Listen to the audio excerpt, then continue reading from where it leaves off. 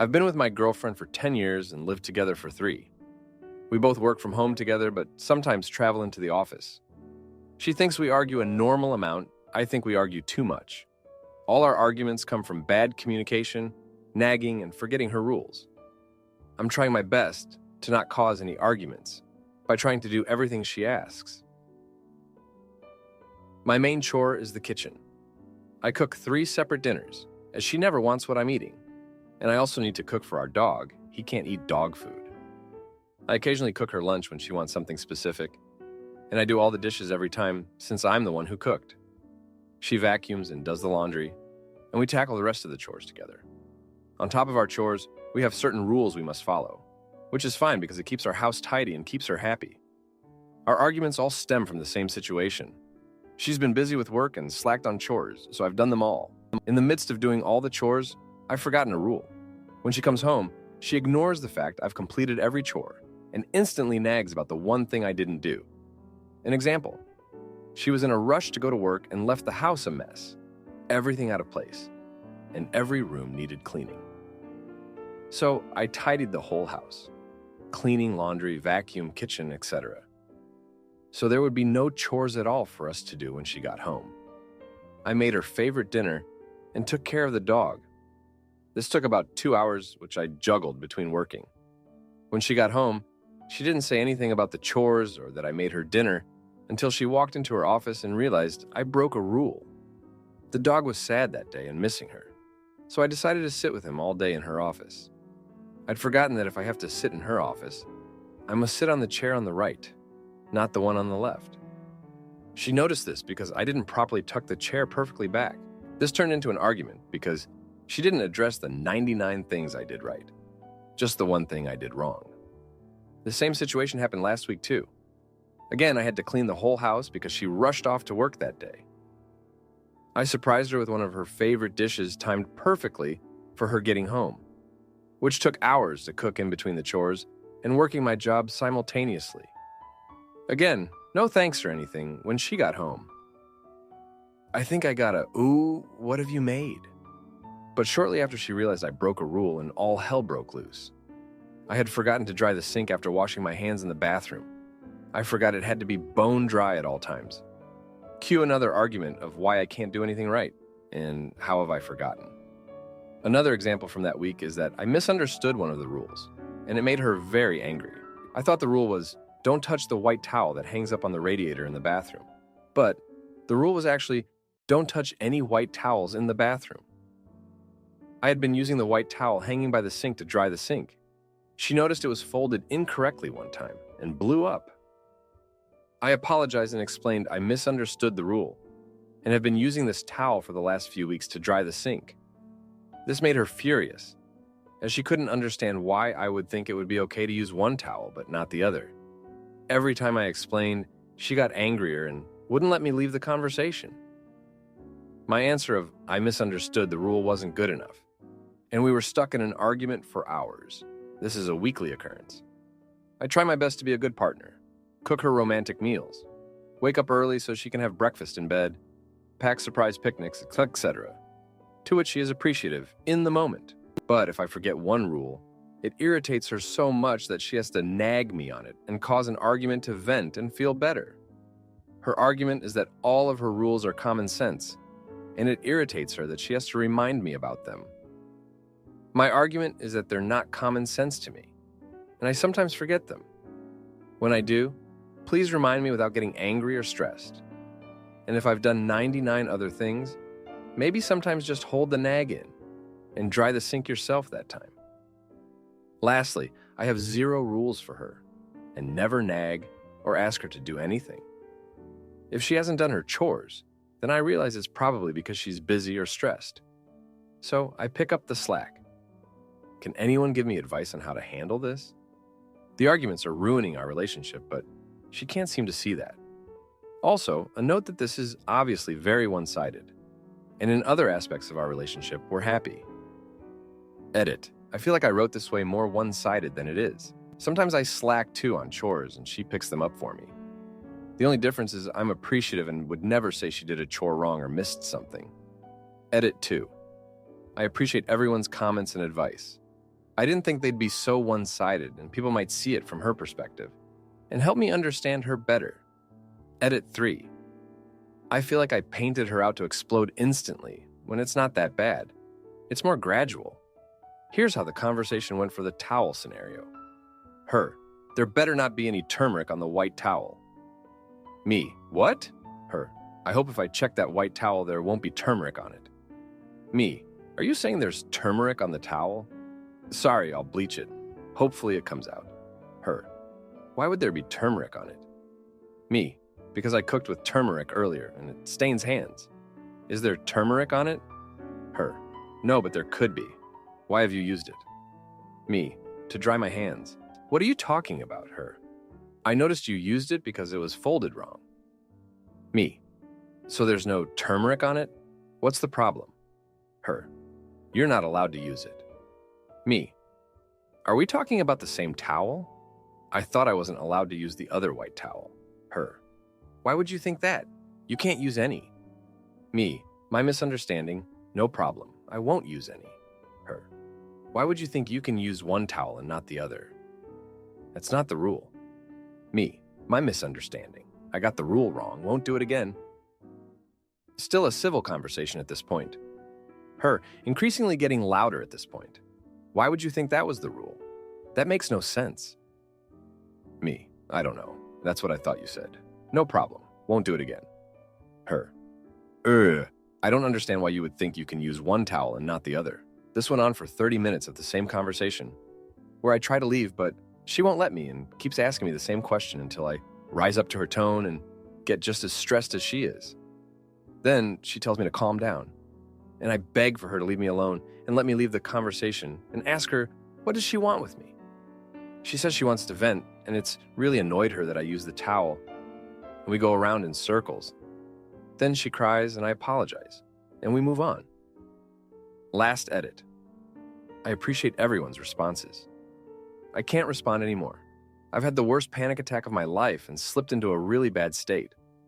I wish I never made the post. Many have asked why I'm with her, and it's very clear when I'm in this state. She's looking after me and would do anything for me. She clearly just struggles with control, and helping her through that is infinitely times better than living life without her. Now, for a few comments before the update. Comment 1. Sounds like she has something akin to obsessive-compulsive disorder, OCD, because those rules are ridiculous. How do you stay in a house where you're not allowed to feel at home? Stop doing her chores. If she messes up and doesn't have time for them, she can hate herself for it. Her argument is that all of her rules are common sense. But this is not true. Her rules, as you described, are overly specific and illogical. Why that one chair? Why are you not allowed to leave water in the sink? She has issues, and you are paying for them as long as you allow her to set these rules and force you to live by them, while covering for her own inability to take care of her responsibilities. You are turning into a maid without getting paid. Tell her she needs to get help to control her mental problems, or you're going to leave. Honestly, I have to ask how low your self-esteem is to think you deserve to be treated like this. Comment 2. Oh boy. Dude, this is a deeply messed up scenario that is profoundly unhealthy, and she sounds absolutely appalling. I'm sure at this point you might want to defend her, right? Of course, how can we know her like you do? But I bet that even after all your defense of her, any neutral party would still say, that's unhealthy and she's behaving terribly. Imagine for a second that you were reading your post, but it was written by a woman about her male partner. Would you see it then? Now for the update. Thanks for sticking around. A lot has happened since my last post. So, the other day, I thought I'd surprise her by reorganizing her office. She's been talking about it for months, but never had the time. I spent the whole weekend on it, making sure everything was perfect. I even bought a new desk organizer and some plants to brighten up the space.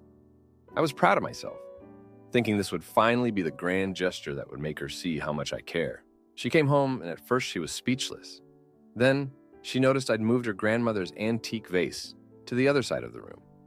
That vase, apparently, was never to be moved, a detail she'd failed to mention.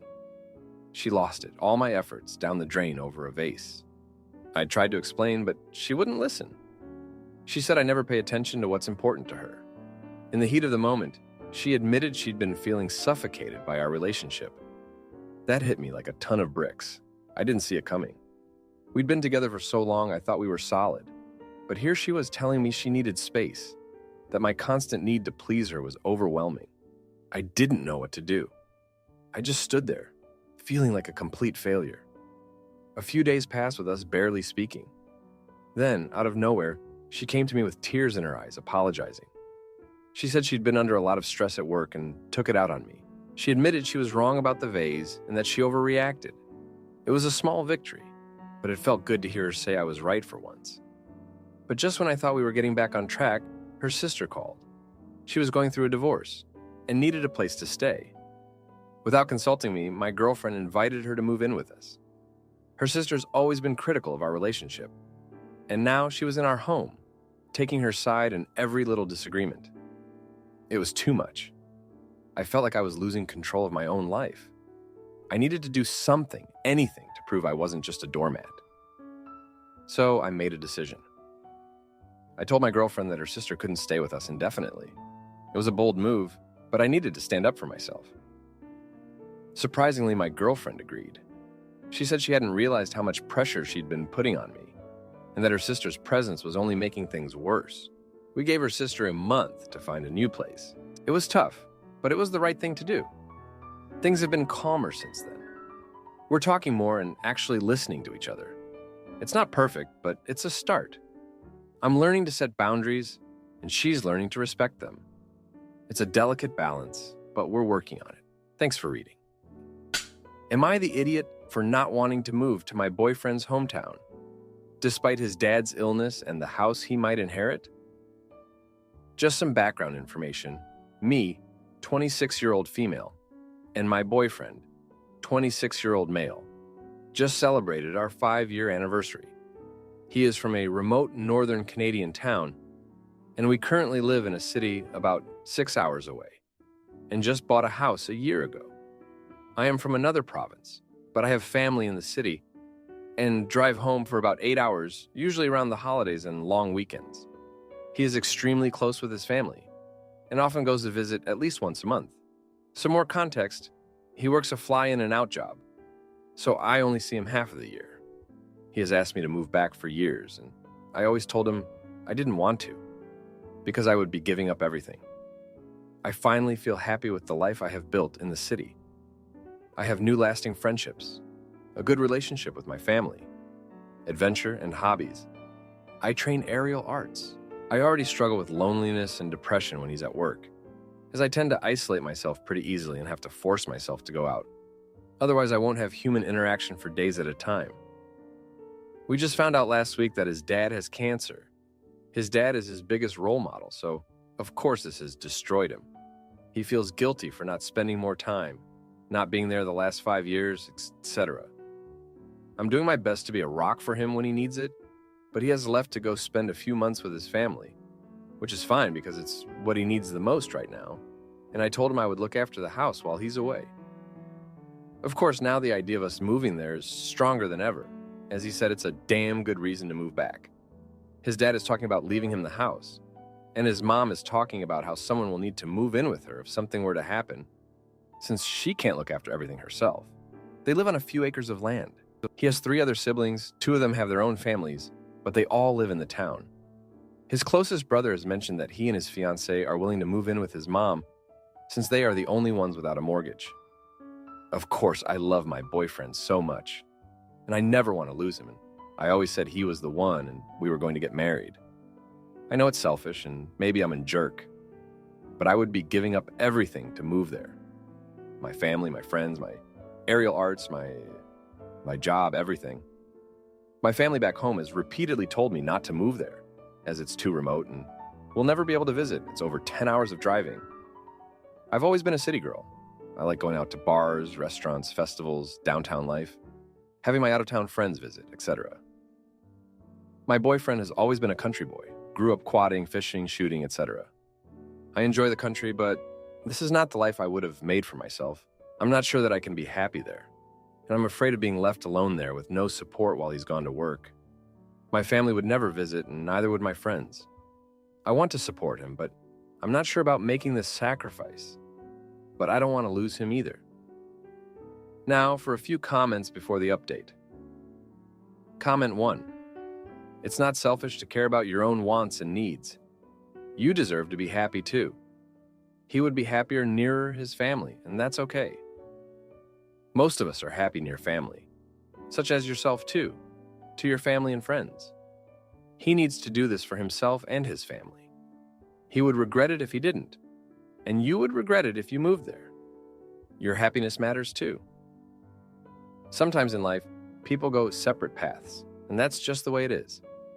It's sad, but you'll be okay. Be honest with him and tell him you won't be moving, but you support him and wish him the best there. Comment 2. There is a point where, despite everything, love can't be the only thing holding you together. It seems to me like your paths are diverging, and that's okay. Better to do it gracefully, man, and end things on good terms rather than go down in a ball of flames. He has all good reasons for going back. You have good reasons for staying. Sometimes if you love someone, the best thing to do is to let them go. I'm sorry you are in a shitty situation like this. Now for the update. Thanks for sticking around. A lot has happened since my last post. So, my boyfriend's dad's health took a turn for the worse. It was like one of those calls you get in the middle of the night that just sinks your heart. He was rushed to the hospital and my boyfriend was a wreck. He spent every moment by his dad's side, and I was alone in our house, trying to keep it together. I felt like I was living in a bad dream, watching from the sidelines as my boyfriend's world crumbled. Then, his mom started leaning on me hard.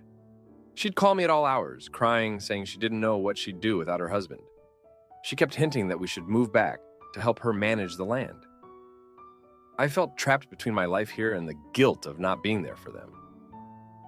One day, I got a call from my boyfriend's brother, the one who was supposed to move in with their mom. He and his fiancée had split, and he said he couldn't handle living with his mom alone. That left my boyfriend as the only option, and the pressure on us intensified. Meanwhile, back in the city, my job was on the line. My boss had been understanding at first, but the company was going through changes, and they needed me there. I was torn between my career and my boyfriend's needs. Then, the surprise dropped. My boyfriend's ex showed up in town. She was all tears and regrets, saying she wanted to support him through this tough time. I smelled trouble. She was always manipulative, and I didn't trust her intentions. My boyfriend, bless him, was too kind to turn her away, and she started showing up at the hospital, playing the caring friend. I was fuming. I felt like she was trying to worm her way back into his life, using his dad's illness as an excuse. And with me stuck in the city, I couldn't do much about it. I felt helpless and angry. But then, I caught a break. I found out through a friend that the ex had been bragging about how she was going to get my boyfriend back. I was livid. I took time off work, drove straight to the hospital, and confronted her in front of my boyfriend and his family. I had screenshots of her messages, and I laid it all out. My boyfriend was shocked. He couldn't believe she'd stoop so low. He told her to leave and not come back. His family thanked me for exposing her true colors. It was a mess, but at least that threat was gone. After that, things started to settle. My boyfriend's dad stabilized, and the doctors were cautiously optimistic. We had a long talk, and my boyfriend realized how much I was sacrificing. He said he didn't want to lose me over this and that we'd figure out a way to support his family without uprooting our lives. We decided to hire some help for his mom on the land, and his siblings agreed to pitch in more. It was a relief to find a solution that didn't involve me giving up everything. As for my job, my boss was impressed with how I handled everything and offered me a more flexible position so I could work remotely when needed. It was like a weight lifted off my shoulders. So here we are, still in the city, but with a stronger bond and a plan to face whatever comes our way. It's been pretty hard on us, but we're hanging on. Thanks for reading. Am I the idiot for wanting to rehome our dog after it bit me and a child? But my husband refused until it was almost too late? My husband, 30-year-old male, and I, 28-year-old female, got our second retriever, who was already 75 pounds at 9 months, living in a small apartment with a full-time nursing student. She said she just can't give him the life he needs because of school and where she lives. We took him in. We started socializing him early on, and I worked on training. I work from home so I can take time training, feeding, and providing attention to him. He has bitten me a handful of times because he didn't want to listen when I told him to stop or leave it, not touching him. Each time he has bitten me, my husband questions me and asks, "What were you doing? Why would he bite you?" Or, "Don't discipline him. You know he's going to bite." Never does he ask if I'm okay or come and handle the situation, but instead says dismissive things like it's my fault. We had taken him to the beach once, and he was sitting with me on the beach while my husband was in the ocean. A toddler and dad came up to ask if they could pet him. I said yes. Next thing I know, he bites the kid. I was mortified and anxious, asked if he's okay, and they quickly walked away. I told my husband, and he was not bothered by it. After that, anytime we go on vacation, I drop him off at boarding. One of the places, after watching him a few times, had told me they are happy to watch our one dog, but they can't watch him. This boarding place is not only boarding, but a board and train facility that is highly recommended in our community. I'm embarrassed. He continues to bite and snap, and my husband continues to dismiss and question me like, "Well, why didn't the dad come and get me when he bit his child?" Or, "Yeah, right. Why would they watch one of our dogs and not him?"